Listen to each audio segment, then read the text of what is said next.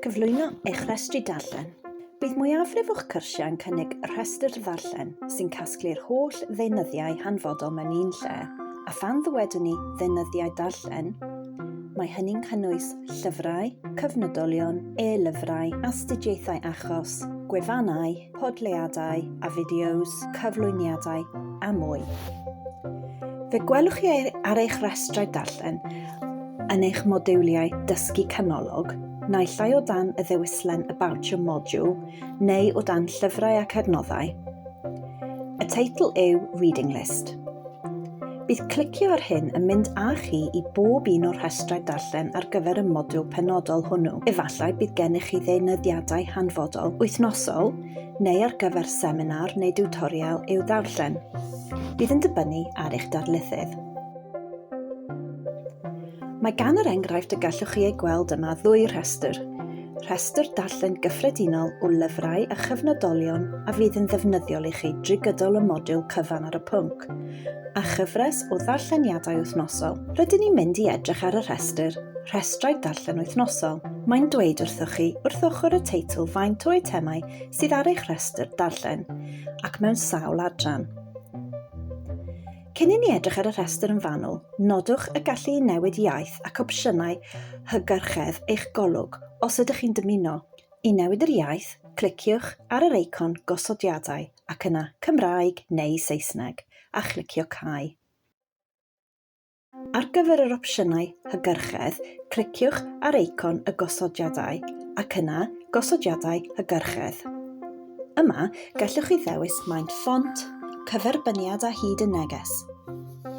Ar ôl i chi benderfynu ar eich opsiynau, cliciwch Cau i rhoi'r dewisiadau ar waith. Gallwch chi doglo'r golwg i gynnwys penawdau neu'r rhestr cyfan o eitemau.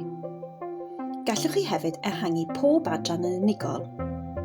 Gadewch i ni edrych ar yr adnoddau ar gyfer wythnos 1. Yn achos e-lyfrau, erthyglau cyfnodolion ar-lein, gwefannau a phenodau wedi ei sganio, byddwch chi hefyd yn gweld opsiwn i'w gweld ar-lein. Bydd hyn yn mynd â chi'n syth i'r adnodd. Gyda llyfrau copi caled, byddwch chi'n gallu gweld pa llyfrgelloedd sydd â chopïau.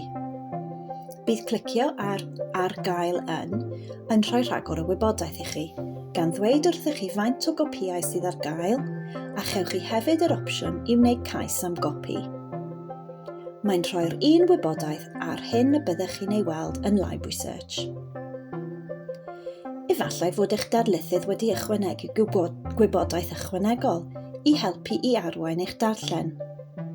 Gallan nhw ychwanegu tagiau ar bob eitem.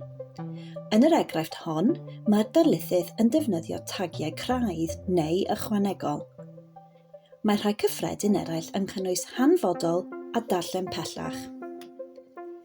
Gallwch chi hidlo pob restr drwy dagio i'ch helpu i ddod o hyd yr adnoddau hwn yn gyflym. Gallwch chi hefyd hidlo yn ôl y math o adnodd. Ar gyfer pob adnodd ac ar gyfer y rhestr ddarllen yn gyffredinol, gall y darlithydd ychwanegu nodiadau i rhoi rhagor o wybodaeth i chi. Gallwch chi chwilio am eitemau yn ôl teitl, awdur neu nodyn.